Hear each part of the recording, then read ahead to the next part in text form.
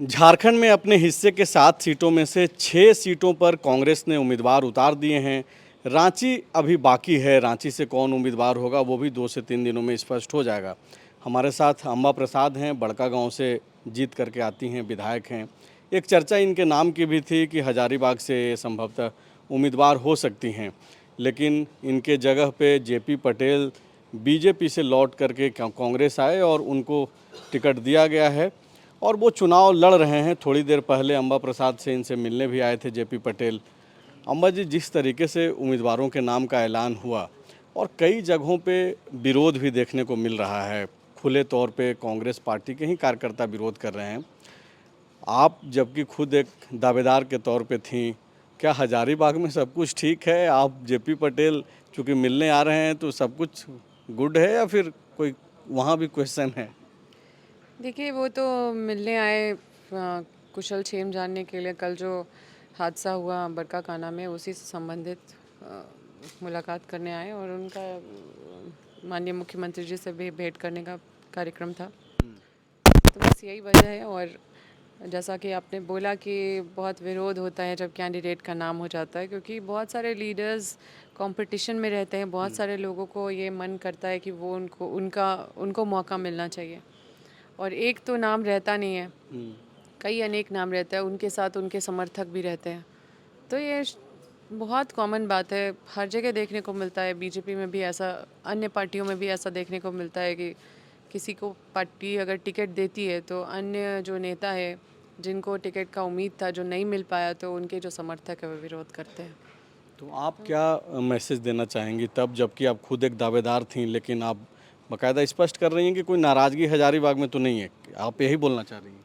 देखिए, मेरी परिस्थिति कुछ और है। मुझे तो पार्टी टिकट दे रही थी, हम्म, लेकिन लगातार समन का सिलसिला जारी रहा और दिन सुबह से रात तक कंटिन्यूसली हर दिन मतलब चाहे वो कोई भी दिन हो, लगातार 4-5 दिन कंटिन्यूसली ईडी दफ्तर जा जा के, और उसी टाइम में कुछ समझ नहीं आ रहा था कि ये सब क्या चीज़ें हो रही है।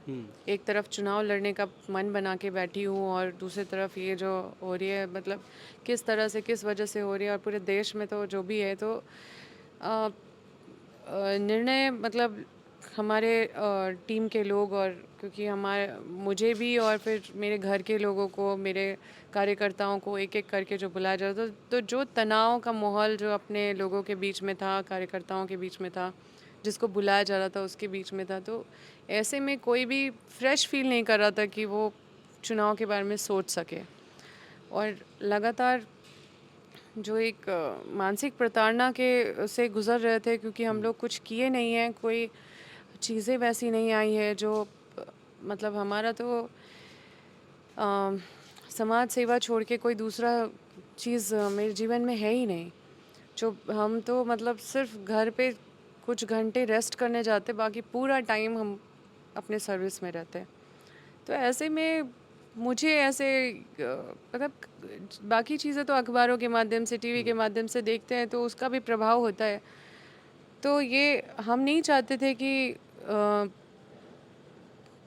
पार्टी के साथ कुछ मतलब पार्टी सही निर्णय ले ताकि सीट निकल सके। मतलब जेपी पटेल को लेकर के जो निर्णय ली है कांग्रेस पार्टी ने, वो ठीक निर्णय है, खराब है, क्या है? देखिए, पार्टी जो भी निर्णय लिया सोच समझ के लिए, और उनका दावा भी काफ़ी स्ट्रॉन्ग है।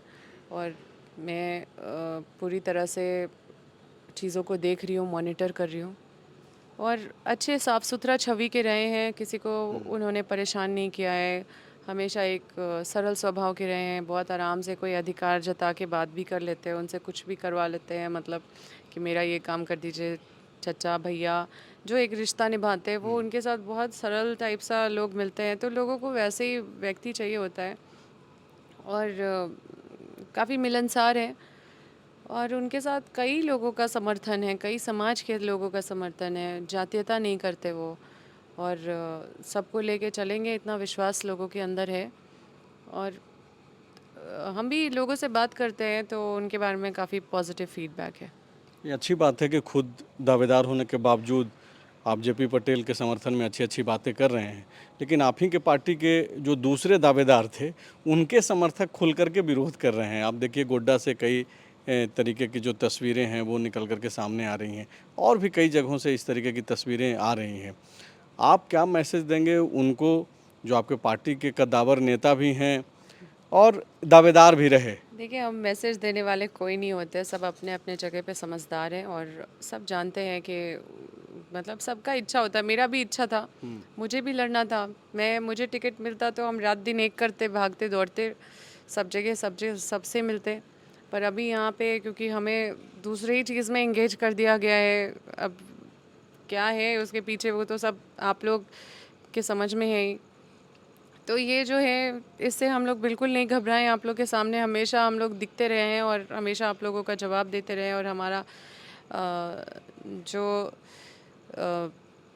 क्या बोलते हैं केयर फ्री जो नेचर है वो भी हमेशा दिखा है आपको। तो घबराने वाले लोगों को देख के ही पता चल जाता है। और जो ये विरोध जो हो रहा है अलग अलग जगह पे वो कुछ दिनों का है, जो लोग सोच रहे हैं कि फिर से कुछ निर्णय बदला जा सकता है। अब ये क्योंकि उनकी महत्वाकांक्षा भी होती है और काफ़ी समय से लोग इतने दिन से समाज सेवा कर रहे हैं, तो चुनाव लड़ना ज़रूरी होता है, सबके लिए ज़रूरी होता है, पर एक को लड़ना होता है। हमारी समझदारी यही है कि अब जिसको मिल गया है, अब हम भी जिनको मिल गया, अब हम ये विरोध करते रहे कि मेरा दावा ज़्यादा है, उनको छोड़ के मुझे दे दिया जाए, तो हम किसी का अपमान नहीं करना है, हमें सबको मिल के ये लड़ाई लड़नी है और सब सहयोग करना है। तो वो धीरे धीरे हो जाएगा। शुरुआत में ये चीज़ बहुत कॉमन देखने को मिलता है, कोई बड़ी बात नहीं है। एक आखिरी सवाल ये है कि जो चुनावी सर्वे आ रहे हैं सामने, उसमें झारखंड को लेकर के जो पहलू है वो आप लोगों के खिलाफ है। ये दिखाया जा रहा है, जो आंकड़े हैं उसके मुताबिक 14 में से 13 सीटें जो है एनडीए के खाते में जाती हुई दिखाई दे रही है। देखिए, जनता तो अभी कोई अपना रुझान नहीं बता रही है या जनता कोई वोट नहीं दी है। किस आधार पे ये सारे आंकड़े तुरंत बता दिए जाते हैं, मुझे तो उस पर कमेंट भी करने का मन नहीं करता, क्योंकि अभी तो लोग कैंडिडेट का नाम जस्ट अनाउंस हुआ है। अभी तो कई जगह तो लोग जो प्रत्याशी है वो घूमे भी नहीं है, कई जगह लोग जानते भी नहीं है कि मेरा प्रत्याशी कौन है। तो ऐसे में ये बहुत जल्दी है कि आप सीधा रिज़ल्ट पे आ रहे हैं, क्योंकि अभी तो काफ़ी समय है, लोग घूमेंगे, अभी तो काफ़ी हवा बनेगा, काफ़ी रुख चेंज होगा। और मैं जितना अनुभव की हूँ राजनीति में, अभी ये बहुत अर्ली है सब बोलने के लिए। शुक्रिया बातचीत करने के लिए। आप अम्बा प्रसाद को सुन रहे थे। अम्बा बोल रही हैं कि जो लोग नाराज़ हैं, जो दावेदार थे, उनको टिकट नहीं मिल पाया, वो उम्मीदवार के सामने आने के बाद अब नाराज़गी ठीक नहीं है और ये पार्टी के लिए भी सही नहीं है। शुक्रिया।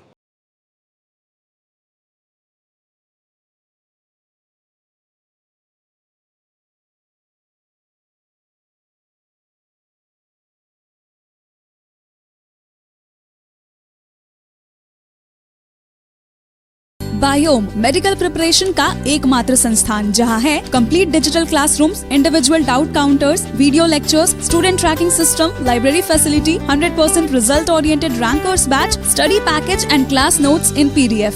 झारखंड के इतिहास में पहली बार नीट यूजी में 700 मार्क्स पार। 10th पास स्टूडेंट्स के लिए फाउंडेशन कोर्स और 11th पास स्टूडेंट के लिए फ्रेशर कोर्स। 12th पास स्टूडेंट्स के लिए टारगेट कोर्स 18 अप्रैल से शुरू हो रहे हैं। Contact biome.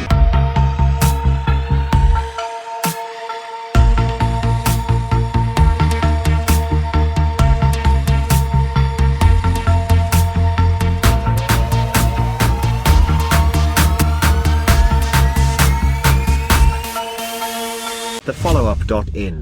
Like, share, and subscribe. www.thefollowup.in